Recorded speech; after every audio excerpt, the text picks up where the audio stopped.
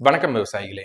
இன்னைக்கு நம்ம வீடியோவில் எதை பற்றி பார்க்க போகிறோம் அப்படின்னா, கரும்புல களை மேலாண்மை பற்றி பார்க்க போகிறோங்க. இந்த கரும்பு பயிருக்கு முதல் 3 மாசத்துல நீங்கள் எந்த அளவுக்கு களைகளை கட்டுப்படுத்துறீங்களோ அதுதான் உங்களுக்கு கடைசி அறுவடை அப்படிங்கிறப்ப அந்த டன்னேஜை ஏற்றி கொடுக்கும். இதில் முக்கியமான ஒரு விஷயம் என்ன அப்படின்னா, கொடி படர ஆரம்பிக்கும். இந்த கொடி படறத நீங்க எந்த அளவுக்கு கட்டுப்படுத்த முடியுமோ, அதாவது சருகெல்லாம் உரிச்சிருவீங்க பாத்தீங்களா, அதுக்கப்புறம் ஒரு 5-6 மாசம் அப்படிங்கிறப்ப ஒரு டைம் நீங்க ட்ரோன் மூலியமா களைக்கொல்லி அடிச்சாலும் சரிங்க, இல்ல அப்படின்னா ஆளுகளை உள்ள விட்டு இந்த கொடிகள் வளர ஆரம்பிச்சிருக்கும், அதுகளையெல்லாம் பார்த்து புடுங்கி விட சொல்லிடுங்க. இப்படி புடுங்கி விட்டுட்டீங்க அப்படின்னா அந்த கொடிகள் படர்வது முற்றிலுமா தவிர்க்கப்படும்.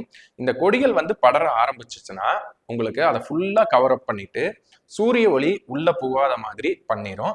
இதனால உங்களுக்கு போத்துகள் சைட்ல இருந்து முட்டிட்டு வரும் பாத்தீங்களா, அது எல்லாமே உங்களுக்கு தடைப்பட்டுரும். இந்த போத்துகள் தான் உங்களுக்கு வெயிட்டை நிர்ணயம் பண்ணி கொடுக்கும்.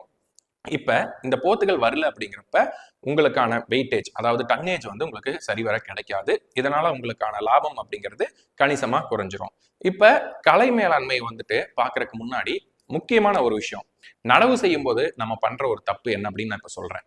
நார்மலா நீங்க நடவு செய்யறப்ப பாத்தீங்கன்னா எத்தனை அடி பார் போடுவீங்க? 3 அடி, 4 அடி, இல்ல 2.5 அடி. ஸோ நம்மளுடைய காட்டுக்கு தகுந்த மாதிரி நம்ம பாரை செட் பண்ணி வைப்போம். இந்த பார் செட் பண்றதுல எந்த பிரச்சனையும் இல்லைங்க. ஆனா இந்த கரணை நடவு பண்ணுவாங்க பாத்தீங்களா, அப்ப பாத்தீங்கன்னா அதோட மேக்சிமம் டிஸ்டன்ஸ் பாத்தீங்கன்னா 1.5 அடி.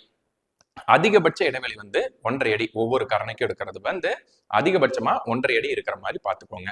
இந்த 1.5 அடி தான் உங்களுக்கு டிசைட் பண்ணும் எவ்வளவு காற்றோட்டம், எவ்வளவு நிழல் வரும் அப்படிங்கிறது. 1.5 அடி உங்களுக்கு போதுமா அப்படின்னு சொல்லி கேட்டீங்கன்னா போதுமானது தாங்க, நல்லா இருக்கும். 1.5 அடி நீங்க இடைவெளி விட்டு உங்களுடைய கரும்பை நடவு செய்யற மாதிரி எல்லாத்தையும் பார்த்து வச்சுக்கோங்க. கரும்பு முளைச்சதுக்கு அப்புறம் நீங்க நல்லா கவனிச்சு பாருங்க, ஏதாவது ஒரு இடத்துல முளைக்காம இருக்கு அப்படின்னா கரும்பு நாத்து வாங்கி அந்த இடத்துல வச்சு விட்டுருங்க.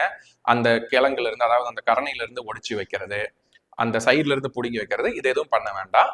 கரும்பு நாத்து உங்களுக்கு கிடைக்கும், உங்க ஏரியாவில் விசாரிச்சு பார்த்தீங்கன்னா சொல்லுவாங்க. அந்த கரும்பு நாத்து நீங்க வாங்கி செட் பண்ணி வைங்க. அதுதான் உங்களுக்கு நல்ல ஒரு ஈல்டு பெற்றுக் கொடுக்கும். இப்ப கரும்புல களை மேலாண்மையை பார்த்துடலாங்க.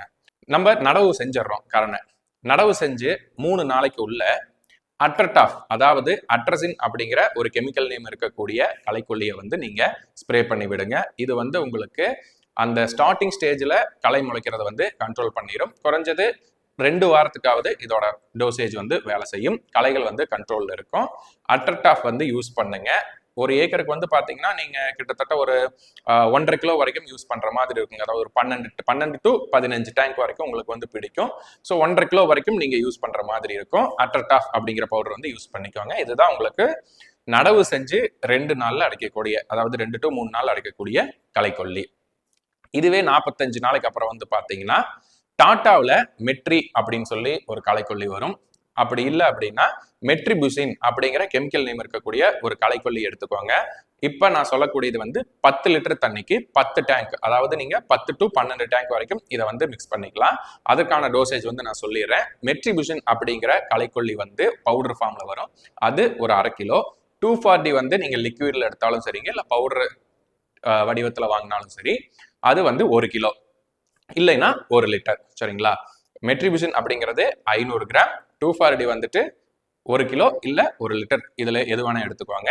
இது 10 to 12 டேங்க், அதாவது 120 லிட்டர் தண்ணிக்கு நான் சொல்லியிருக்கேங்க. இந்த ஸ்ப்ரேயை நீங்க அடிங்க. கரும்பு எந்த விதத்திலையும் உங்களுக்கு அதோட வளர்ச்சியை பாதிக்காது. இது கரும்புக்குன்னே இருக்கக்கூடிய ஒரு செலக்டிவ் ஹெர்பிசைட் அப்படின்னே சொல்லலாங்க. உங்களதுல இந்த அருகம்புல் மாதிரியான களைகள் அதிகமா இருக்கு அப்படின்னா பேயர்ல லாடிஸ் அப்படின்னு ஒரு டெக்னிக் இருக்குங்க.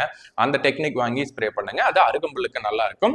இப்ப நான் சொல்லியிருக்கிற இந்த 2 களைகளையும் நீங்க எப்ப வேணாலும் யூஸ் பண்ணிக்கலாம். 45 நாளைக்கு அப்புறம் நீங்க டைரக்டா ஸ்ப்ரே பண்ணுங்க. எந்த ஒரு ஹெசிடேஷனும் பட வேண்டாம். ஏதாவது சைடு எஃபெக்ட்ஸ் வருமோ, வளர்ச்சியை பாதிக்குமோ அப்படின்ட்டு.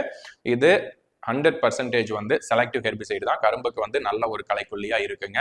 இப்போ நீங்க லாடிஸ் அடிக்கலாம். லாடிஸ் கொஞ்சம் விலை அதிகம். கம்பேரிட்டிவ்லி மெட்ரி அண்ட் 240 கம்பேர் பண்றப்ப உங்களுக்கு லாடிஸ் கொஞ்சம் ரேட் அதிகமா இருக்கும். இருந்தாலும் பரவாயில்ல, நீங்க இந்த களைக்கொல்லி அருகம்புல் அதிகமா இருக்கு அப்படின்னா யூஸ் பண்ணலாம். மற்றபடி உங்களுக்கு மெட்ரி அண்ட் 240 போதுங்க.